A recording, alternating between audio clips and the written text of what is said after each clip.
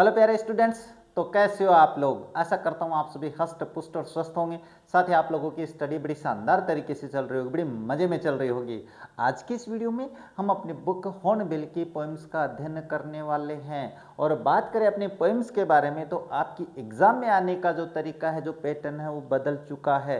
तो आज के इस वीडियो में हम बिल्कुल बदले गए पैटर्न के अनुसार है इन पोएम्स का अध्ययन करने वाले हैं। इसका मतलब है आप लोगों को ये वीडियो बिना स्किप किए हुए कंप्लीट देखना है, ताकि आपको आपकी एग्जाम में आने का जो पैटर्न है वो आसानी से समझ में आ सके। तो अपने इस वीडियो को शुरू करें, इससे पहले आप लोगों से एक बात कहना चाहेंगे, अगर आप हमारे चैनल पे आए हो, हमारे वीडियोस देख रहे हो, वीडियोस पसंद आ रहे हैं, हमारे चैनल को सब्सक्राइब कीजिए, वीडियो को लाइक कीजिए, शेयर कीजिए, साथ ही बेल आइकन को भी ऑन रखें ताकि मेरे वीडियोस के नोटिफिकेशन सबसे पहले आप लोगों के पास पहुंचे। अब ज़्यादा समय नहीं लेते, शुरू करते हैं आज का वीडियो में मैंने बता दिया है क्या पढ़ने वाले हैं। हम पढ़ने वाले हैं पोएम्स, जो आपकी हॉर्नबिल बुक में है। अब सबसे पहले तो अपन अपनी जो पोएम है उसका अध्ययन करते हैं। उसके बाद में जो वो पोएम हम पढ़ेंगे उसमें से क्वेश्चन कैसे पुटअप किए जाएंगे, वो सारी बातें मैं बताने वाला हूँ। और पैटर्न आपको समझना जरूरी है कि आपके एग्जाम में जो स्टंजा आएंगे वो किस प्रकार से पूछे जाएंगे, वो भी हम बात करने वाले हैं। लेकिन सबसे पहले हम बात कर लेते हैं अपनी पोएम के बारे में, कि जो आपकी फर्स्ट पोएम है वो कौन सी है। वो है आप लोगों के पास एफ फोटोग्राफ, ये पोएम है आप लोगों के पास। तो इसके बारे में अपन बात कर लेते हैं। अब फोटोग्राफ का मतलब क्या होता है रे। फोटोग्राफ तो आप सभी जानते हो रहे, आजकल तो सारे वो कहते हैं ना कि आप तो बिल्कुल टेक्नोलॉजी के ज़माने में जी रहे हो, तो हर कोई जानता है। लेकिन आप वाली फ़ोटो में और जो मेरे ज़माने में थी, मैं भी तो बहुत पुराना हूँ रे, बहुत पुराना हो गया हूँ। हाँ, मेरे ज़माने में फ़ोटो की कीमत बड़ी ज़्यादा होती थी भाई। यानी हम जाते थे स्टूडियो में, कहाँ जाते थे हम इस लोग स्टूडियो में जाते थे और वहाँ जाकर हम क्या करते थे, फ़ोटो खिंचवाते थे, स्टूडियो में जाकर फ़ोटो खिंचवाते थे। और बाद में उसके पैसे देते थे, फिर वो हमारे पास पोस्ट कार्ड साइज़ में ऐसे ऐसे फ़ोटो ना निकाल के दे देता था, वो उसको हम संभाल के रखते थे। तो ऐसी ही अपनी ये जो फ़ोटो, अपनी जो पोएम है वो फ़ोटोग्राफ के बारे में है। अपनी एक पिक्चर है जो पुराने ज़माने की है। किसके बारे में है वो मैं बताने वाला हूँ, चिंता मत करो। पहले हम अपनी पोएम पढ़ेंगे, उसके बाद में अपन बात करेंगे। देखो अपनी कवयित्री कौन है, वह है शार्ली टोल्सन। कौन है भाई, शार्ली टोल्सन है। ये अपनी कवयित्री है। कवि भी बोल दूँ तो कोई दिक्कत नहीं है, क्योंकि आजकल मेल और फीमेल दोनों के लिए पोइट लिखा जाने लग गया है। लेकिन कोई पूछे पोइट का फीमेल क्या होता है, तो पोइटिस करना है। ऐसे मत कह देना कि गुरुजी तो माने कह दिया है ना। हाँ, थे गुरुजी के अनुसार ज़्यादा करो मन बेरो है। अब बात करते हैं फोटोग्राफ में क्या है, कि ये फोटोग्राफ आखिर है क्या, है ना। तो बात करते हैं शार्ली टोल्सन की। तो इसकी मदर यानी जो अपनी पोइटिस है, इसकी माताजी की एक फ़ोटो मिली है भाई उसे, पुराने ज़माने की। जैसे अपने पास क्या होता है कि पुराने ज़माने की अपन कोई जो मम्मी दादा अपने दादाजी चले गए हैं, दादाजी के जो अपने पास बॉक्स था उसको खोलते हैं, उसमें दादाजी की फ़ोटो मिलती है। दादाजी के साथ अपनी जो पापा है उनकी फ़ोटो मिलती है, या अपनी कोई बुआ वगैरह है उनकी फ़ोटो मिलती है। नाना जी की पेटी में से अपनी मम्मी की फ़ोटो मिलती है। तो वो छोटी सी होती है, तो छोटी सी को हम देख के कितना आश्चर्य करते हैं, अरे मेरी मम्मी भी ऐसी थी। ऐसा होता ही नहीं था। तो लेखिका के मन में, सॉरी कवयित्री के मन में भी वही भाव आते हैं कि ये जो फोटोग्राफ है वो अपनी जो कवयित्री है शार्ली टोल्सन, उसकी माताजी की है भाई। किसकी है, मदर, है ना। तो मदर की फ़ोटो को देखकर वो थोड़ा सा भावुक हो जाती है, क्योंकि अपनी कवयित्री की माता है नहीं, वो चली गई है इस दुनिया को छोड़कर। तो जो लोग चले जाते हैं उनकी बड़ी याद आती है जब अपन उसकी फ़ोटो देखते हैं, है ना। तो उनकी वो कौन से पल को याद करती है, वो सारी बातें अपन इसमें करने वाले हैं।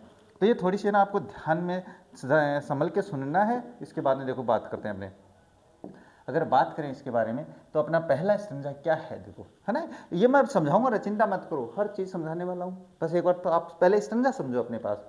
स्टैंजा क्या, the cardboard shows me how it was when the two girls cousins went pedalling, each one holding one of my mother's hands, and she, the big girl, some 12 years or so, all three stood still to smile through their hair at the uncles with the camera, at sweet face, my mother that was before I was born, and the sea which appears to have changed less, washed their terribly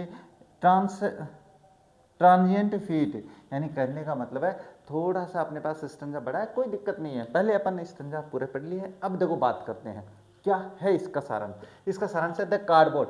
cardboard का मतलब होता है जैसे अपनी ये picture है, इस picture को हम किस में, अपने वो फ्रेम होता है ना, फ्रेम। कार्डबोर्ड का मतलब फ्रेम ही मान के चलो आप लोग। है ना, फ्रेम है, उस फ्रेम में एक फोटो है वो मम्मी की या उसकी जो माता जी है उसकी लगी हुई है, इस फ्रेम में फोटो लगी हुई है। और वो कार्डबोर्ड क्या दिखाता है, वो दिखाता है मी हाउ इट वाज, कि वो कैसा था। अरे पुरानी फोटो मिली है कवियत्री को तो कैसी थी, है ना, ये देख रही है। When two girl cousin went paddling, जब दो लड़कियां किसकी भाई, दो लड़कियां हैं, कजिन का मतलब होता है चचेरी बहनें। वेंट पेडलिंग, पेडलिंग का मतलब जानते हो क्या, समुद्र में जाकर अपने पास तैराकी करते हैं तो पेडलिंग होता है वो। इसके बाद each one holding one of my mother's hand, और दोनों में से अपने पास each of my mother's hand, इसका मतलब ये दोनों जो लड़कियां हैं, ये जो दो लड़कियां हैं ये क्या कर रही हैं, ये हाथ पकड़े हुए हैं अपनी कवियत्री की मम्मी का, यानी एक इस तरफ है और एक इस तरफ है, इस तरीके से खड़ी है। And see the big girl, और देखो बड़ी लड़की को, सम 12 ईयर्स और सो, और जो बड़ी लड़की है उसकी उम्र लगभग 12 साल या अपने पास इसके आसपास की है, ये बता रही है। All three stood still to smile through their hair, और तीनों बिल्कुल ऐसे सावधानी की पोजीशन में ऐसे, ये अपने पास कवियत्री के हाथ पकड़े हुए खड़ी है, एक इधर है, और मुस्कुरा रही है अपने बालों के बीच से, मतलब अपने बालों को ऐसे लहराते हुए यहाँ पे मुस्कुरा रही है। किसकी तरह मुस्कुरा रही है अभी बात करेंगे। इसके बाद में क्या है, हाँ, at the uncle with the camera, और ये किस तरफ मुस्कुरा रही है, जिस तरफ अपने पास कैमरा, जो अंकल है वो कैमरा लेकर उनकी फोटो खींच रहा है ना, उसकी तरफ मुस्कुरा रही है, क्योंकि मुस्कुराते चेहरे की फोटो बड़ी शानदार आती है। इसके बाद ए स्वीट फेस, एक प्यारा सा चेहरा, स्वीट फेस का मतलब प्यारा सा चेहरा। माई मदर्स, यानी कहने का मतलब मेरी मम्मी का प्यारा सा चेहरा मैंने देखा अपनी फोटो में, बहुत ही प्यारा सा चेहरा लग रहा था। That was before I was born, और ये चेहरा कब था मेरी माँ का, ये चेहरा था मेरे जन्म से पहले का। इसका मतलब फोटो बहुत ही पुरानी है, उसमें उसकी मम्मी खड़ी है, मम्मी का चेहरा देख के करिए बड़ा ही प्यारा चेहरा है, लेकिन ये कब की है, मेरे जन्म से पहले की है। अब इसके बाद एंड द सी, और जो समुद्र है उसके बारे में, which appears to how change less, और बात करें अगर समुद्र की तो वो तो बहुत ही कम चेंज हुआ है भाई, बदला ही नहीं है। यानी कहने का मतलब ये मान के चलो आपके पास समुद्र के किनारे बसे हुए हो आप लोग, है ना, और यहाँ पे आपने बचपन में फोटो खिंचवा ली, है ना, आपने या आपके पापा ने बचपन में फोटो खिंचवा ली, तो ये समुद्र तो नहीं बदलेगा, ये तो कम ही चेंज रहेगा, लेकिन जो पापा हैं वो तो उम्र के साथ बदलते हैं। यानी कहने का मतलब ये बता रही है कि कुछ चीज़ें ऐसी हैं जो बहुत कम बदलती हैं, लेकिन उनके परिप्रेक्ष्य में देखें तो जो दूसरे लोग हैं अपना जो जीवन है बहुत बदल जाता है। इसके बाद was their terribly transient feet, यानी इसने समुद्र ने क्या कर दिया है बहुत ही भयानक रूप से। ट्रांजिएंट का मतलब होता है क्षणिक, क्या होता है, क्षणिक होता है सर, क्षणिक क्या होता है, क्षणिक होता है थोड़ा सा, धुंधला सा जिसको कहते हैं। यानी समुद्र के पास बीच पर खड़े होकर जो फोटो खिंचवा रहे थे तो उनके जो पैरों के निशान थे उनको समुद्र ने धो दिया है, यानी बिल्कुल साफ कर दिया है, और यह अपना पहला संजा कंप्लीट हो जाता है। इसके बाद में देखो बात करते हैं नेक्स्ट बात करें तो क्या आता है आप लोगों के पास, नेक्स्ट आता है आप लोगों के पास ये क्या है, देखो सम 20-30 ईयर्स लेटर, वो अपनी बात हो गई कंप्लीट। इसके बाद some 20-30 years later she had laugh at the snapshot she Betty and Dolly she would say and look how they dressed us for the beach the sea holiday was her past mine is her laughter both worry with the laboured ease of loss. यानी कहने का मतलब इस stanza में क्या कवित्री क्या बताना चाहती है, इस स्टंजा में आपके पास कवित्री जो बाद का समय है जब 20 अपनी जो मम्मी है उसकी शादी हो जाती है, यानी वो शादी से पहले की, और 20-30 साल बाद, यानी अपने 20-30 और साल बाद में ना उसकी माँ जब उस फोटो को देखती है, जब अपनी मम्मी है वो पुराने ज़माने की फ़ोटो देखती है तो क्या कहती है, देख बेटा ये कैसी फ़ोटो थी हमारी, है ना, यही तो कहती है ना, बिल्कुल कहती है। तो देखो सम से, हाँ ये 20-30 साल बाद देखो years later she would laugh at the snapshot, she यहाँ पे मदर के लिए लिया गया है, किसके लिए, मदर के लिए लिया गया है, और वो हंसते हैं इस स्नैपशॉट पर। स्नैपशॉट का मतलब भी क्या होता है, फोटो होता है ना, जो फोटो उन्होंने लिया है वो फोटो होता है। सी बेटी, अब वो कहते हैं देखो बेटी एंड डोली, ये अपने पास माँ जो लड़कियां थी उनमें एक का नाम बेटी और एक का नाम डोली, ये नाम है उनके। सी वुड से, वो कहती and look how they dressed us for the बीच, और वो बाद में मम्मी कहती, वो कहती कि देखो वो यानी अपने माता पिता के बारे में कह रही है कि वो हमें कैसे तैयार करते थे, कैसे कपड़े पहनाते थे बीच के लिए। अरे कहने का मतलब है अभी तो अपन क्या है कि टेक्निकल युग में है, लेकिन अगर हम बात करें मॉडर्निटी की, अगर पुराने ज़माने में देखें तो पापा कैसे कपड़े पहनते थे, मम्मी कैसे पहनती थी, आज जब देखते हैं तो मम्मी को भी हंसी आती है, देखो हमें कैसे कपड़े पहनाते थे, ऐसे होता है, तो वही अपने पास है। लेकिन इसके बाद द सी हॉलीडे, हाँ द सी हॉलीडे का मतलब होता है समुद्र के पास छुट्टी के दिन जाते थे, वाज हर पास, ये उसका पास्ट हो गया भाई। पास्ट क्या हो गया कि छुट्टी के दिन है, उसकी मम्मी है समुद्र के किनारे जाती थी, और वो बातें क्या है, ये उसका पास्ट हो गया, बीत गया है। लेकिन माइन इज हर लाफ्टर, लेकिन मेरे लिए जो बीत गया वो क्या है, उसकी हंसी। उसकी हंसी मतलब हंसी, उसकी हंसी का मतलब यहाँ पे मम्मी की हंसी है, वो मेरे लिए पास्ट बन गई है। यानी अब वो मम्मी की हंसी है वो नहीं देख पाऊंगी, इसका मतलब है अपनी कवियत्री की मम्मी नहीं है। अब बात करते हैं नेक्स्ट, बोथ वरी, वरी का मतलब चिंता, with the laboured ease of loss, और दोनों में बड़े चिंता के भाव हैं खोने के, यानी दोनों ही चीज़ हम खो चुके होते हैं। जो माँ है वो अपने पास क्या है, अपने वो पुराने दिन वो खो चुकी है, और मैं क्या है, मैं अपने उस माँ को खोकर दुखी हूँ। ये बात यहीं पे कंप्लीट हो जाती है। इसके बाद में बात करते हैं नेक्स्ट। नेक्स्ट क्या दिया हुआ है, नेक्स्ट आपके पास एक स्टैंजा हो रही है, क्या दिया हुआ है, now she has been dead nearly as many years as that girl lived, and as of this circumstance there is nothing to say at all, it's silence silence silence। बस इतना सा होता है। क्या है, now she has been dead nearly as many years। अब वो कवित्री कहते हैं कि अब मेरी माँ को काफ़ी दिन हो गए हैं इस दुनिया को छोड़कर गए हुए, यानी वो अपनी जो उसकी माँ है वो मर चुकी है यहाँ। और क्या कर रही है, एज दैट गर्ल लिव्ड, जैसे कि वो लड़कियाँ रहती थी। इसके बाद एंड ऑफ दिस सर्कमस्टेंस, और अब इस वातावरण में, सर्कमस्टेंस यानी इस परिस्थिति में, there is nothing to say at all, और मेरे पास कुछ नहीं है कहने के लिए, इट्स साइलेंस साइलेंस, और वो अपने पास बिल्कुल चुप चुप हो जाती है। ये आपकी पहली कविता है जो अपने पास कंप्लीट हो जाती है। अब देखो बात करते हैं कि आपके पास बदलाव क्या हुआ है, वो भी तो देखना पड़ेगा कि नहीं देखना पड़ेगा, बिल्कुल देखना पड़ेगा। तो जो बदलाव हुआ है वो हम बात कर लेते हैं आगे। आगे बात करें थोड़ा सा बदलाव के बारे में, तो उसके बारे में छोटी सी बात बता देता हूँ कि बदलाव आपको जानना जरूरी है कि पैटर्न क्या बदला है। अब जो हमने स्टंजा पढ़े हैं, स्टंजा क्या पढ़े भाई, स्टंजा देखो मैं बता देता हूँ। अब ये जो स्टंजा हमने पढ़े हैं इसके बारे में मैं छोटी सी बात बता देता हूँ। जैसे कि आपके पास एग्जाम में है ना, किस तरीके से आएगा, ये एक स्टंजा आ जाएगा है ना, ये स्टंजा आ जाएगा, और इसके बारे में पूछेगा क्या, तो इसके बारे में पूछेगा आपसे एक्सप्लेनेशन। ट्यूशन तो मैं करवाऊंगा ही, एक्सप्लेनेशन पूछेगा आप लोगों से। अब जब एक्सप्लेनेशन के बारे में बात होती है तो आपके पहले तो एक्सप्लेनेशन आई नहीं है, 11th क्लास में पहले से एक्सप्लेनेशन नहीं पूछते थे, अब की बार से जोड़ा है, तो इसका मतलब आपको व्याख्या सीखनी पड़ेगी। व्याख्या, एक्सप्लेनेशन का मतलब क्या होता है, व्याख्या होता है। तो व्याख्या हम शुरू करें अपनी इस कविता की व्याख्या करेंगे, प्रश्न करेंगे अभी, लेकिन ये व्याख्या और प्रश्न करते हैं इससे पहले आप लोगों को क्या है कि आपको ये पैटर्न जानना जरूरी है। पैटर्न क्या है अपने पास वो मैं समझा देता हूँ। एक्सप्लेनेशन किस प्रकार से की जाती है, देखो अब पहले आपको एक्सप्लेनेशन का पैटर्न समझना है। क्यों, क्योंकि अगर आपको पैटर्न नहीं आएगा तो आपके पास आप कभी भी जो एक्सप्लेनेशन है वो सही नहीं कर पाओगे, ये बात हमेशा ध्यान में रखना।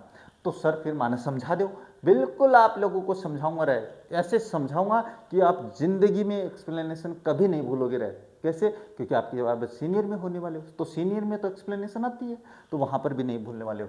देखो एक्सप्लेनेशन का मतलब तो मैंने बता दिया क्या होता है, व्याख्या होता है। क्या होता है, व्याख्या। अब व्याख्या करेंगे कैसे सर, तो व्याख्या के लिए मैं छोटी सी बात बता देता हूं। देखो व्याख्या करने का एक आसान सा तरीका, सबसे पहले वो जो स्टंजा दिया हुआ है, कौन सा स्टंजा सर, जैसे मैं एक बात बता देता हूँ यहाँ पे, ये मान के चलो ये स्टंजा आ गया आप लोगों के पास है ना, कौन सा, ये स्टंजा आ गया, यहाँ से लेके और यहाँ तक आ गया, तो आपको करना क्या है, ये शुरू के दो शब्द है ना, ये द कार्डबोर्ड और फीट, ये कैसे लिखने हैं वहाँ पर है ना, ये बता देता हूँ मैं। आपको क्या करना है कि वो जो दो शब्द लिए हैं हमने, क्या, the cardboard, the card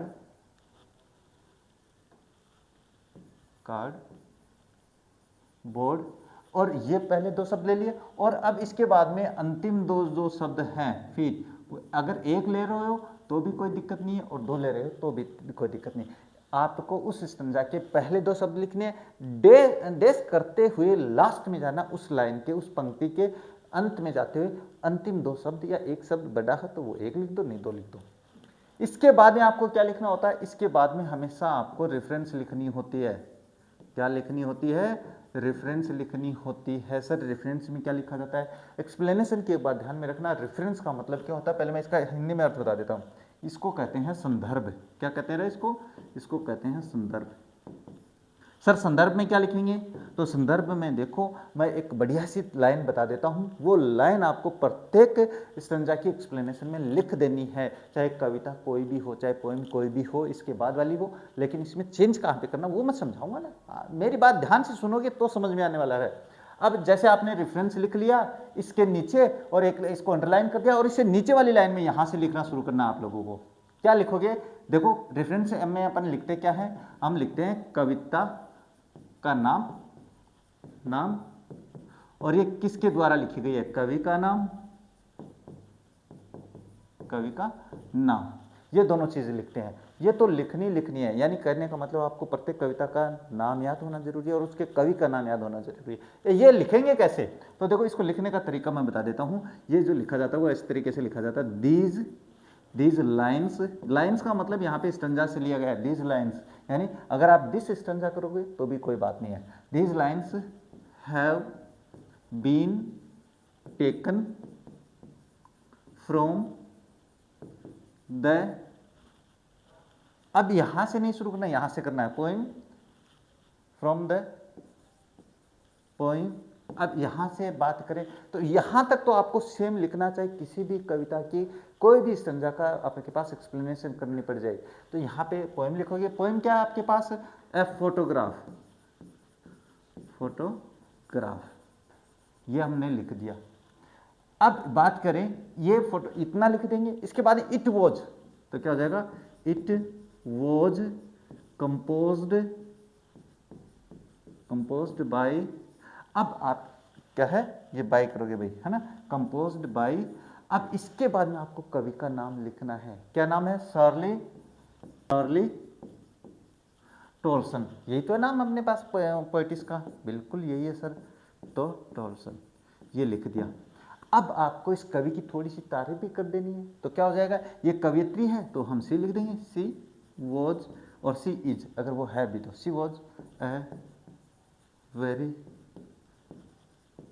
famous poetess. ये अपने पास पोइट्स अपने में लिख देता हूँ, है ना, नहीं तो आप कहोगे ये पोइटिस, वो बहुत ही फेमस कवियत्री थी, ये हो जाता है। ये रेफरेंस आपको याद कर लेना है। अब मैं बता देता हूँ, देखो कविता अपने क्या करना है, ये नहीं लिख देना है वहाँ पे यहाँ से शुरू करना, these lines have been taken from the poem a photograph. अब आपको करना क्या है, जब दूसरी कविता की स्टंजा आ जाती है, तो आपको ये नाम चेंज कर देना है, ये नाम चेंज कर दिया। इसके बाद में आपको आगे क्या है, ये नाम चेंज कर देना है।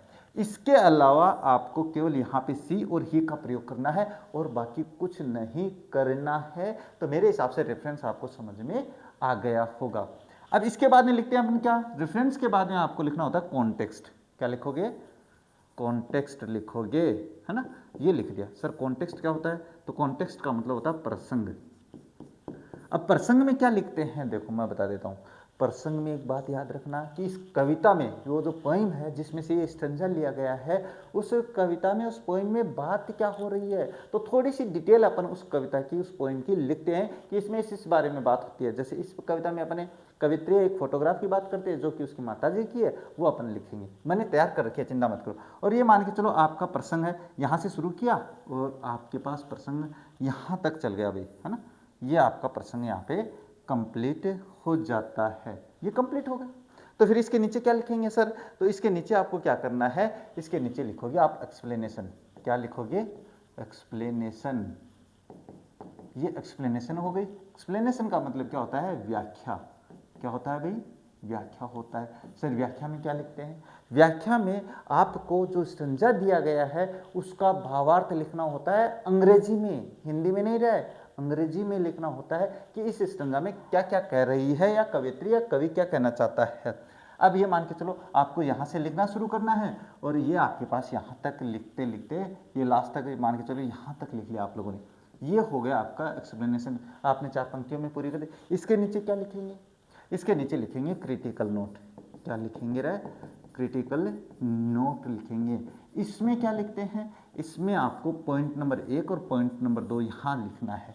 और क्या लिखोगे तो इसमें लिखेंगे इस कविता में क्या यूज किया गया है, कविता की विशेषता क्या है, कवि ने क्या क्या अपने लिटरेरी टर्म्स का यूज किया है ना, मेटाफर्स का यूज किया है, सिमिली का यूज किया है, क्या विशेषता बताना चाहता है, क्या कमी रही है। वो 2 पॉइंट लिखने होते हैं, ज़्यादा नहीं लिखने हैं ना। हिंदी में तो अपन बहुत सारे लिखते हैं, लेकिन यहाँ पे केवल 2 ही लिखने हैं ये और अगर आप 3 भी बना दोगे तो कोई दिक्कत नहीं है रहे, लेकिन आपको इतना तो करना ही करना है। यहाँ पे आपकी एक्सप्लेनेशन है वो कंप्लीट हो जाती है। अब समझ में आया कि व्याख्या कैसे करनी है। सबसे पहले आप लोगों को 2 शब्द लिखने हैं, डेस करते हुए लास्ट के 2 शब्द लिखने हैं, रेफरेंस करना है। रेफरेंस मैंने बता दिया, ये तो याद करना ही करना है। इसके बाद में आपके पास कॉन्टेक्स्ट में मैंने बता दिया उस कविता में किसकी बात हो रही है। जैसे मैं अभी करवाने वाला हूँ ना, अपनी फोटोग्राफ कंप्लीट हुई है इसके बारे में, तो ये आपके पास क्या हो जाती है, कंप्लीट हो जाती है ना। इस तरह ये आपको समझ में आ गया। अब अपन ने फोटोग्राफ जो पढ़ी है कि नहीं पढ़ी अभी, बिल्कुल पढ़ी है सर। ये अपने पास क्या है, स्टंजा आ जाता है।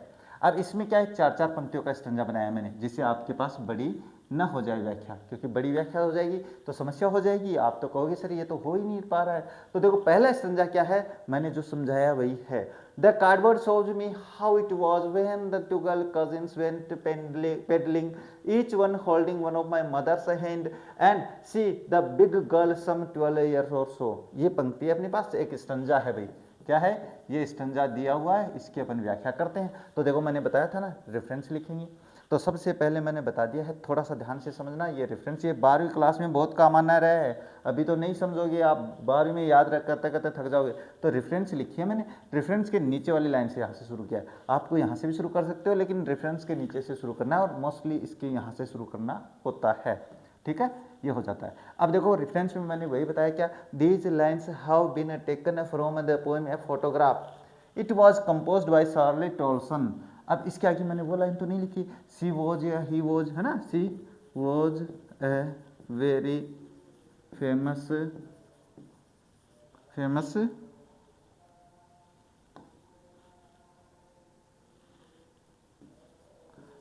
पोइटिस। ये लाइन कोई फर्क नहीं पड़ता है, अगर आप इतनी भी कर दोगे तो कोई फर्क नहीं पड़ता है, लेकिन ये रेफरेंस आपको याद करना है। अब इसमें आगे वाली पोएम आएंगे तब देखेंगे भाई। अब इसके कॉन्टेक्स्ट में देखो, कॉन्टेक्स्ट में मैंने क्या बताया था कि इस कविता में किस बारे में बात होती है। तो देखो इन this poem the poetess describes about an old picture, यानी इस कविता में कवियत्री है एक पुरानी फोटो के बारे में बात करती है, ऑफ हर मदर, जो कि किसकी है, उसकी मम्मी की है। इन this picture her mother is with her 2 cousins, इसमें उसकी जो माँ है वो 2 कजिन्स के साथ है। There 3 of them are walking in the sea beach, या तीनों अपने पास समुद्र में बीच के किनारे चल रही है। वो पैरों के निशान है ना, वो पढ़ेंगे अपन आगे। The पोइटिस recalls her happy memories, और इस फोटो को देख के वो अपने हैप्पी मोमेंट्स है उनको यादें करती है। ये आपके पास क्या हो जाता है, यहाँ पे अपने रेफरेंस हो गई, कॉन्टेक्स्ट हो गई। अब देखो इसकी एक्सप्लेनेशन, ये रही एक्सप्लेनेशन। सर बड़ी शानदार कर रखा हो, है ना, तारीफ भी कर दिया करो मेरी। ऐसे अगर कहीं पर भी एक्सप्लेनेशन देखने को मिल जाए तो मुझे बताना जरूर कि सर ना था तो बढ़िया मानव भट्टे दिखा दिया, कहीं नहीं मिलने वाला है। जो मैंने पढ़ा दिया है ना उसमें कोई कमी नहीं निकालेगा। एक्सप्लेनेशन की बात करते हैं। एक्सप्लेनेशन में क्या होता है सर, एक्सप्लेनेशन में बात करते हैं अपने पास जो स्टंजा दिया है, ये स्टंजा, इस स्टंजा में क्या बता रही है कवियत्री, वो लिखेंगे। तो देखो in these lines the poet, यहाँ पे पोइट किया है ना मैंने, तो कोई फर्क नहीं पड़ता, पोइटिस भी कर, is looking at an old photo album which is made of the cardboard. Cardboard का मतलब होता है गत्ते का, जिसको अपन कहते हैं, वो मैंने बताया था ना पिक्चर वाला, वो अपने पास पहला फ्रेम फराम में रामा फोटो है ना मंडवाता था, तो वही बात है, कार्डबोर्ड की बात में मंडवाने से लिया गया। वो किसका बना, कार्डबोर्ड का बना है। इन द पिक्चर, और इस पिक्चर की बात करें, there are 3 girls who are walking on the beach holding each others hands. और इस पिक्चर की बात करें, इसमें अपने क्या है, हाँ इस पिक्चर में बात करें तो 3 लड़कियां हैं जो अपना हाथ पकड़कर एक दूसरे का और बीच पर चल रही है। बीच जानो क्या, बीच होता है अपने पास समुद्र के किनारे, है ना, वो होता है बीच। और उसके बाद में क्या है, हाँ, the girl in the middle is the tallest and the oldest. अगर बात करें अपने पास बीच वाली लड़की की तो सबसे लंबी है और उसके बाद में सबसे बड़ी है। ओल्डेस्ट का मतलब बड़ी होना है। The other 2 girls on each side are younger than her, और दोनों लड़कियां जो है वो आपस में उनसे छोटी है। The girl in the middle is the poet's mother, और जो अपने पास कहने का मतलब बीच में जो लड़की है वो क्या है, वो कवियत्री की माता है। यहाँ पे पोइट का मतलब मत समझ लेना रहा है, पोइट ही लिखा जाता है आजकल। हाँ, सी इज अराउंड 12 ईयर्स और when the picture was taken, यानी कहने का मतलब वो जो कवियत्री की माता थी वो लगभग 12 वर्ष के आसपास की थी जब ये फोटो ली गई थी। याद आ जाएगा, बिल्कुल याद आ जाएगा सर। अब बात करते हैं, देखो क्रिटिकल नोट जो मैंने बताया था, कहाँ पे बताया है सर, ये बताया मैंने क्रिटिकल नोट, ये रहा, ये बताया कि नहीं बताया। हाँ, अभी इसके बारे में बात करते हैं। क्रिटिकल नोट में देखो, the poem is an easy language, ये लाइन आप प्रत्येक पोएम के लिए लिख सकते हो। इसके बाद में the पोइटिस use simile metaphors etcetera, और उसमें अपने पास सिमिली और मेटाफर एक्सेट्रा लिख सकते हो। अपने पास ये दोनों यही यूज करने हैं, मतलब आपको और दूसरा नहीं करना है। अब बात करते हैं, ये मान के चलो अपने पास तो ये स्टंजा आ गया, दूसरा स्टंजा आ जाए तो क्या करेंगे, तो भी आपको क्या करना है, ये रेफरेंस सेम रखना है, कॉन्टेक्स्ट सेम रखना है, और आपको ये क्रिटिकल नोट सेम रखना है। चेंज कहाँ पे करना है, यहाँ पे करना है। जैसे मैं आगे करवाने वाला हूँ, ये स्टंजा आपने, अब स्टंजा तो उसी पोएम का है ना, तो इसका मतलब क्या हुआ, आपके पास रेफरेंस भी सेम है, कॉन्टेक्स्ट भी सेम है, क्रिटिकल नोट भी सेम है, तो फिर चेंज कहाँ करोगे, चेंज अपन व्याख्या में करने वाले हैं। तो सबसे पहले स्टंजा मैंने वैसे पढ़ा दिया है, लेकिन फिर देखो, all three stood still to smile through their hair at the uncle with the camera, a sweet face, my mother's that was before I was born, and the sea which appears to have changed less was there terribly transient feet. यानी कहने का मतलब है, इसमें अपने पास कवित्री ये बता रही है कि जो तीनों लड़कियां हैं वो कैमरा वाले अंकल की तरफ मुस्कुरा रही है, और वहाँ पर जो खड़ी हैं वो क्या कर रही हैं, उसमें बता रही है कि समुद्र में तो कोई बदलाव नहीं हुआ है, लेकिन इसके अलावा उस समुद्र ने उनके जो पैर हैं उनको भयानक रूप से बिल्कुल पूर्णतया साफ कर दिया। टेरिबली का मतलब वैसे तो भयानक, यहाँ पे पूर्ण रूप से साफ कर दिया है। अब देखो बात करते हैं, जो मजेदार बात है वो बात यह है कि रेफरेंस देखो, रेफरेंस सेम लिखा मैंने, these lines have been taken from the poem a photograph, it was composed by Charlie Tolson, और यहाँ पे लिख दो she was a very famous poet, और पोइटिस करो तो अच्छी बात है। ये रेफरेंस लिख दिया, सेम लिखा है, कॉन्टेक्स्ट आ जाओ, सेम लिखा भाई। In this poem the poetess describes about an old picture of her mother, उसके बाद में in this picture her mother is with her two cousin, three of them are walking in the sea beach, the poetess recalls her happy memories. ये लो, same लिखा है कि नहीं लिखा, सेम लिख दिया तो गुरुजी नंबर तो कौन काटेगा। अरे किसको पता है एग्जाम में, ये तो अभी तो क्या है कि आप 11th क्लास में, लेकिन सीनियर में जाओगे तो ये तरीका बहुत काम करता है, क्योंकि इसमें आप गलती नहीं करोगे, मुझे पता है, मैं जानता हूँ, है ना, सारा कुछ जानता हूँ आप लोगों के बारे में। अब बात करते हैं एक्सप्लेनेशन के बारे में, ये आपको चेंज करनी है, तो देखो मैंने बता दिया भाई। अब दूसरा स्टैंजा है तो इसका मतलब इसकी एक्सप्लेनेशन भी दूसरी होगी, तो क्या होगा, देखो in the above lines, above line का मतलब इन ऊपर वाली पंक्तियों में, या इन दीज लाइन्स ऐसे भी कर सकते हो, इन दीज लाइन्स भी कर सकते हो, और इन दिस स्टैंजा भी कर सकते हो, इन दिस स्टैंजा ये भी कर सकते हो, लेकिन स्टैंजा करो तो इसके साथ हैज का प्रयोग करना है। ये मैंने एक एक्सप्लेनेशन के लिए भी क्लास अपलोड कर रखी है, उसको देख लेना भाई। हाँ, अब क्या है, the poet describes how the photograph was taken, इसमें ये बता रही है कि फोटो कैसे ली गई है, कैसे ली गई है, बिल्कुल ऐसे पाउट करते हुए, है ना, आप भी तो पाउट करते हो ना, बिल्कुल ऐसे करते हुए आप बड़े ऐसे, मुझे लगता नहीं है इतनी, ये लाते कहाँ से हो ऐसे विचार कि ऐसे विचार, ये लाते कहाँ से हो, मुझे ये नहीं समझ में आ रहा। कोई बात नहीं है। Her mother's uncle took the photograph and told them to stop the and pose, और अपने बात करें तो फोटो है वो जो मम्मी है उसके अंकल ने ली है, और अपने पास उनको कहता है कि आपको पोज ऐसे बनाना है और ऐसे यहाँ पे रुकना है, ये इस तरीके से वो बता रहा है। All three of them left their wet hair open, सभी ने, तीनों ने अपने गीले बाल वो खोल रखे हैं, वो बताया ना, बालों में से मुस्कुरा रही है। And smiled at the camera, और वो कैमरे की तरफ मुस्कुरा रही है, बिल्कुल मुस्कुराते, फोटो अच्छी आती है, मैंने समझाया है। The poet's attention is drawn toward his mother's face which is described as the sweet face, और बात करें अपने पास, the poet's attention is drawn towards, और अपनी कवित्री जो है उसका ध्यान केवल अपनी मम्मी के चेहरे की तरफ है, जो कि बहुत ही प्यारा सा चेहरा लगता है। अपनी मम्मी का चेहरा बड़ा प्यारा होता है, लगता है, सभी को लगता है। The photograph was taken long before the poet was born, और फोटो कब ली गई है रे, फोटो अपने पास कवित्री के जन्म से काफ़ी वर्षों पहले ली गई है, बहुत ही, जब उसकी माँ छोटी सी थी, 12-13 साल की थी। The poet calls their feet terribly transient as they were so young by then and now the had grown older. अब अपने पास वो जो उस कवित्री है वो उसके पैरों को क्या कहती है, टेरिबल ट्रांजिएंट, यानी बहुत ही क्षणिक रूप से गायब होने वाले, यानी बहुत ही कम, जिसको कहते हैं कि टिकाऊ नहीं है, बहुत ही हल्के बताए गए हैं क्योंकि वो बहुत ही छोटे थे, यही बता रहे हैं यहाँ पे। ऑन, अब और अब की बात करें तो अब वो बड़े हो चुके हैं। ऑन द अदर हैंड, दूसरी तरफ, the sea which tossed their feet has senseless, और जिस जिस समुद्र के किनारे वो खड़ी है वो समुद्र न के बराबर बदला है। ये आपके पास व्याख्या हो जाती है, दूसरी स्टैंजा की। अब क्रिटिकल नोट में भी मैंने सेम लिखा है, the poem is in easy language, जो कविता है वो आसान भाषा में है। The poet's uses simile metaphors etcetera, तो ये तो सेम रखना है, इसका मतलब केवल यही चेंज किया मैंने, तो यही किया, तो फिर आपको दिक्कत कहाँ पे है, दिक्कत समझ में नहीं आता मेरे तो। अब आगे वाला स्टैंजा क्या है, ये है, ये भी मैंने पढ़ा दिया, इसकी भी रेफरेंस और कॉन्टेक्स्ट तो दोनों सेम है, चेक कर लो आप लोग।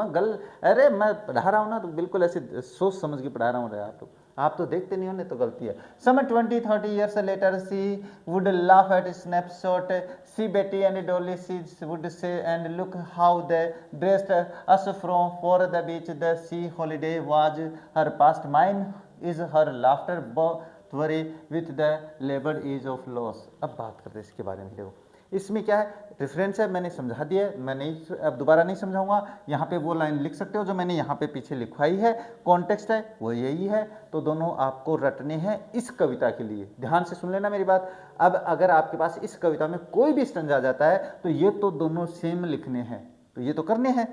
इसके बाद में बात करें एक्सप्लेनेशन की, तो एक्सप्लेनेशन मैं प्रत्येक स्टैंजा की बता रहा हूँ। आफ्टर 20-30 years later, यानी इस कविता में अपने पास कवित्री क्या बता रही है कि 20-30 साल बाद में क्या होता है, सी वुड लाफ एट फोटोग्राफ, की वो उस फोटोग्राफ में हंसती थी, क्या, सी वुड टेल मी, वो मुझे बताती थी, to look at her cousins, कि वो कहती थी देखो मेरी कजिन्स की तरफ देखो, बेटी and Dolly, and how their parents would dress all 3 of them up for the बीच, और तीनों के जो पेरेंट्स थे उनको कैसे कपड़े पहनाते थे।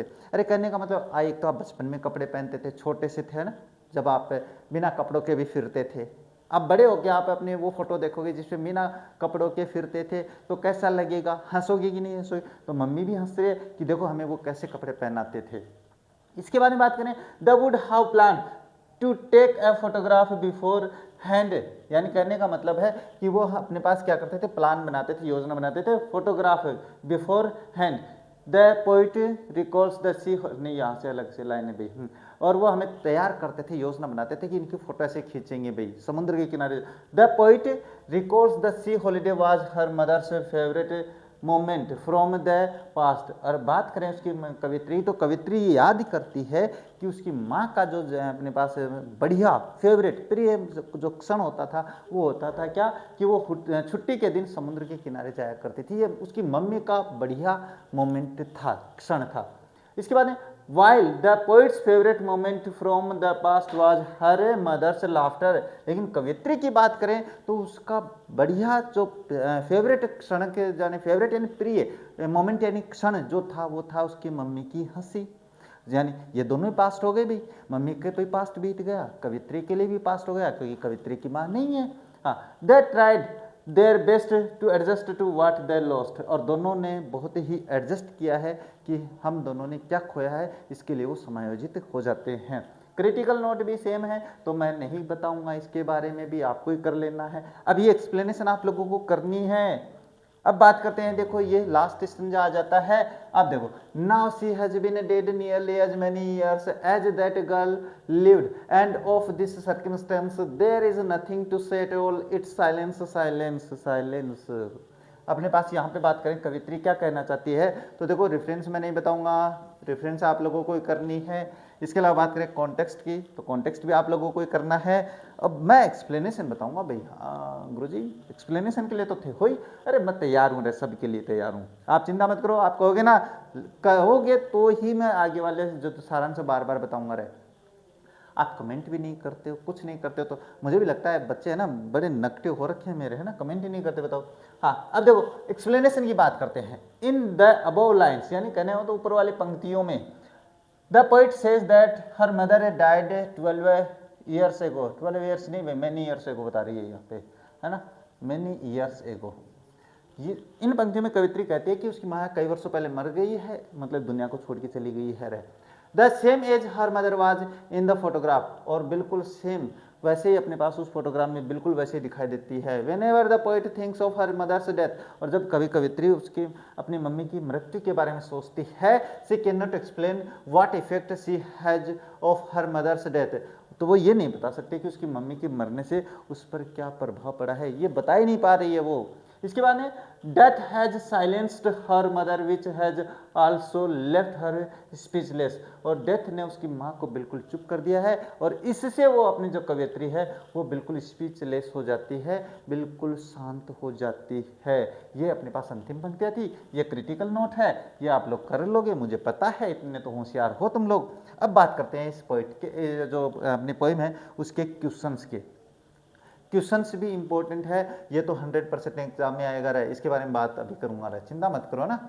देखो, what does the word cardboard denote in the poem, why has this word has been used, यानी कहने मतलब कार्डबोर्ड क्या इंगित करता है, ये क्यों यूज किया गया है। देखो, the word cardboard denotes the photograph pasted on a hard thick paper, ये कार्डबोर्ड है वो अपने पास, मैंने जो शुरू में बताया था आप लोगों को, अगर ऐसे कोई फ्रेम है उस पर फोटो चिपकाई गई है अपने यहाँ, पहले उसके बाद में फ्रेम में आने लगी थी, पहले गत्ते पे चिपकाई जाती थी, तो बस ये गत्ता क्या है उसको डिनोट करता है। This word has been used to refer to practice in the past when photographs were pasted on the cardboard, ये अपने पास इसलिए बताई गई है क्योंकि पहले अपने पास व्यवहारिक रूप से का जो अपने पास फोटोग्राफ होती थी वो कार्डबोर्ड पे ही चिपकाई जाती थी ताकि काफ़ी दिनों तक चले। हाँ, एंड फ्रेम, ये मैंने बता दिया, frame with the glass front of the preserve them, और इसलिए वो ग्लास के सामने, यानी कहने का मतलब ये मैंने बताया था ना, फ्रेम इस तरीके से, इसमें आपके पास फोटो चिपका दी जाती थी और ऊपर ग्लास है वो फिट कर देते थे ताकि अपने पास फोटो है वो लंबे समय तक चले। अरे ये तो आप लोग अपने घर में देखते हो भाई, अपने पापा की मम्मी की शादी की जो फोटो है वो जब देखते हो तो कहते हो कि नहीं कहते हो, मम्मी पापा की फोटो फ्रेम में लगाई हुई होती है कमरे में, तो वो फोटो फ्रेम उसी प्रकार से ये हो जाता है। क्वेश्चन करना है, what has the camera captured, कैमरे ने क्या कैप्चर किया है भाई। देखो, कैमरे की बात करें तो the camera has captured the 3 girls, कैमरे ने 3 लड़कियों को कैप्चर किया है। क्या है, the poet's mother and her 2 cousins, यानी कवियत्री की माता जी है और उसकी 2 कजिन है, ये है। बेटी एंड डोली, कौन है वो, बेटी एंड डोली है। In their swimming dresses with the poet's mother in the middle and the 2 cousins on either side holding her hands and walking in the sea water. यहाँ पे ये जो सी वाटर है वो यहाँ पे लिखना, ये नहीं लिखना आप लोगों को ना, मैं बता रहा हूँ भाई, अब आप लोग समझ रहे हो, सुन रहे हो तो आपको समझ में आएगा। यानी करने का मतलब है आपको यहाँ पे walking in the sea water करना है, और यह क्वेश्चन हो जाता है कंप्लीट। स्क्रीनशॉट ले लेना इसका। अब है, what has not changed over the years, does this suggest something to you, क्या नहीं बदला भाई वर्षों से, मैंने अभी बताया बहुत ही आसान भाषा में रहे, बहुत ही आसान भाषा में समझाया है, और ये क्या सुझाव देता है आप लोगों को, क्या सजेशन देता है। देखो, the sea has not changed over the years, समुद्र तो कैसे बदलेगा भाई, समुद्र आप 100 साल पहले जाओगे तो भी वैसा ही था, आ जाओगे तो भी वैसा ही है, बस भीड़ ज़्यादा हो जाएगी उसके किनारे, बाकी कुछ नहीं बदलेगा। हाँ, इसके बाद है, its wave are as fresh, और इसकी जो लहरें वो अभी भी उतनी ताज़ा है, शाइनिंग चमकती है, एंड टायरलेस है, और बिना थके रहती है, समुद्र की लहरें चलती रहती है, कहाँ थकान होने वाली है। As the were years ago, जो कि वर्षों पहले थी, यानी कहने का मतलब जो समुद्र वर्षों पहले लहरें बाहर लेके आता था, लहरें चलती थी, वैसी लहरें आज भी चलती है। तो वो ये बता रहा है, the changelessness of the sea reminds us of the changes in the human face with advancing age, ये अपने पास जो चेंजलेसनेस है, यानी जो अपने पास बदलाव नहीं होता समुद्र में, ये हमें याद दिलाता है कि मानव जो चेहरा है वो कितना बदलाव होता है, बढ़ती उम्र के साथ मनुष्य कितना बदल जाता है, ये बताने की कोशिश की जा रही है। The poet's mother laughed eight the snapshot, जो क्यों हंसती है भाई, कवित्री की माँ है अपनी उस photo, what did this laugh indicate, और ये क्या संकेत देता है भाई ये, देखो, this laughs indicates her joy at remembering an incident connected with her past life, यानी कहने मतलब ये इसी संकेत देता है कि कवित्री की जो माता है वो अपने पास पास्ट में कोई घटना याद आ जाती है, उस पर हंसती है। When she was quite young, जब वो बहुत ही छोटी थी, and free from the tensions and the worries of life, और जब वो अपने पास तनाव से, चिंता से, सभी से मुक्त थी। कहने का मतलब बेटियां जो होती है वो अपने जब अपने छोटी उम्र में होते हैं तो हर बच्चा है वो मुक्त होता है चिंता से, तनाव से। क्यों? क्योंकि सारी चिंता तनाव है उनके पेरेंट्स की होती है, तो वो ध्यान रखते हैं। बस यही बात याद करके वो हंसती है। इसके बाद ये स्क्रीनशॉट लो पहले आप लोग, है ना, इसके बाद में बात करते हैं। देखो इसके बाद में आता है क्वेश्चन ये, what is the meaning of the both worry with the laboured ease of loss. इसका मतलब क्या है इस पंक्ति का? तो देखो, the sea holiday and the laughter of the poet's mother are indicates of the past. ये जो हंसी है और ये जो समुद्र के किनारे छुट्टी के दिन जाना होता था, ये पास्ट है भाई, बीत गए इस समय। There is a sense of the loss associated with them, और वहाँ पे एक भावना है जो उनसे जुड़ी हुई है। Both are amazing yet disappointing as the state of the feeling comfortable और रिलैक्स्ड इज अननेचुरल और फोर्स्ड वन। यानी कहने का मतलब अब उस समय तो वो खुश थे, लेकिन अब अपने पास समय के साथ क्या है, अपने डिसअपॉइंट यानी निराश है। वरी का मतलब चिंता निराशा की बात है। This sense of loss is quite painful to bear, और ये जो कष्ट है अपने पास ये बड़ा ही कष्टदायक होता है। ये नहीं, ये बहुत ही ज़्यादा पेनफुल कष्ट है जिसको हम सहन नहीं कर सकते हैं। इसके अलावा एडिशनल क्वेश्चन और है भाई, वो और देख लेते हैं। इसके बाद इस कविता को कंप्लीट करते हैं, आगे चलेंगे। एडिशनल क्या है? Which incidents has been captured in the snapshot, यानी कैमरे के द्वारा क्या स्नैपशॉट लिया गया था और उसने क्या, कौन सी घटना को अपने पास कैमरे में कैद किया है। दोनों प्रश्न एक जैसे हैं। देखो बात, the incident depicts 3 girls who had gone for a swim in the sea and were standing still for the short time smiling at the camera. यानी कहने का मतलब वो वही है कि जो तीनों लड़कियां वो समुद्र में तैरने के लिए जाती है, पैडलिंग यानी वो जो अपने स्विमिंग पूल के कपड़े होते हैं या समुद्र में तैरने के लिए जाते हैं वो कपड़े पहन के खड़ी है वहाँ पे, लेकिन फोटो खिंचवाने के लिए वो एक बार स्थिर खड़ी है। This group photo captures their joy buoyant spirits and the freedom of girlhood, और इसमें फोटो है उनके आनंद को, उनके बॉयंट स्पिरिट्स का मतलब उत्साहित आत्मा, जो अपने शरीर में उत्साह होता है उसको, और जो लड़कियां होती है, जो लड़कीपन होता है, जिसमें छोटे बचपन में जो लड़कियां होती है उनकी आज़ादी के बारे में इंगित करता है। स्क्रीनशॉट ले लो भाई इसका भी। अब देखो बात करते हैं नेक्स्ट आती है, the poet's mother laughs at the her past. एक क्वेश्चन पहले भी आ चुका है, how does the poet react of her past, यानी कहने का मतलब कवित्री माता वो उस पर हंसती है, और how does the poet react, और कवित्री कैसे रिएक्शन करती है, कैसे रिएक्ट करती है। देखो, the sea holiday was the past experience of her पोइटिस mother, for the पोइटिस mother, यानी जो कवित्री की माता है उसके लिए सी हॉलीडे समुद्र के दिन समुद्र के किनारे जाना, ये पास्ट में हो गया भाई, अब उसके सामने नहीं आना है। A glimpse of the photographs perhaps revived some feelings of the sad joy and sea laughed, और जब कभी वो फोटो देखती, झलक देखती उस फोटो की, तो उसे पुरानी याद आ जाती थी, और इसलिए वो वहाँ पे अपने क्या है, सैड जॉय, आनंद शेयर करती थी और हंसती थी। For the poet her laughter is an incident of the past, और बात करें कवियत्री की, तो कवियत्री के लिए अपनी माँ की हंसी वो पास्ट बन गई है, भूतकाल बन गई है। It is amazing in ironic manner, और ये बहुत ही विडम्बनात्मक तरीके से, आयरनिक मतलब होता है विडम्बनात्मक। विडम्बना क्या होती है? विडम्बना होती है एक परिस्थिति के अनुसार दूसरी परिस्थिति का विपरीत प्रभाव होना। जैसे मैं कहूँ कि कोई मूर्ख आदमी ने कहूँ अरे यार और होशियार सिंह, तो यहाँ पे विडम्बना आयरनिक होती है। The sense of the loss overcomes the pleasure, और बात करें अपने पास जो भावना है वो लॉस यानी खोने का जो भावना है वो ओवरकम्स द प्लेजर, वो खुशियों के ऊपर आ जाता है भाई, खुशियाँ गायब हो जाती है। इसके बाद बात करें next, Y does poetess say nothing about her mother's death, नहीं है भाई यहाँ पे डेथ है, यानी कहने का मतलब है कवित्री अपनी माँ की मृत्यु के बारे में कुछ क्यों नहीं कहती है, क्या कारण है क्यों नहीं कहती है, देखो मैं बताता हूँ। The poet has no words to express her reaction to this solemn and painful incident, क्योंकि अपने पास से जो कवित्री है उसके पास भावना ही नहीं है, अपने पास अंदर विचार ही नहीं आ रहे कि वो व्यक्त कैसे करे इस सोलम यानी गंभीर और पेनफुल यानी कष्टदायक अपने इस घटना को। यानी कहने का मतलब है अपने पास किसी के यहाँ घर में माताजी चली जाती है तो फिर वो अपनी माँ का दुख व्यक्त नहीं कर पाती है, कैसे व्यक्त करेगी बेचारी, है ना, वो नहीं कर पाती है। डेथ साइलेंसेज एवरीवन, यानी मृत्यु हर किसी को साइलेंस चुप कर देती है। The extensive quietness and the prevailing gloom silences her, कहने का मतलब है जो एक्सटेंसिव क्वाइटनेस यानी बढ़ती जो शांति है और जो प्रिवेलिंग ग्लूम और जो अपने पीछे से ग्लूम निराशा आ रही है वो उसको चुप कर देती है। इंपॉर्टेंट क्वेश्चन है, ध्यान से समझ लेना भाई।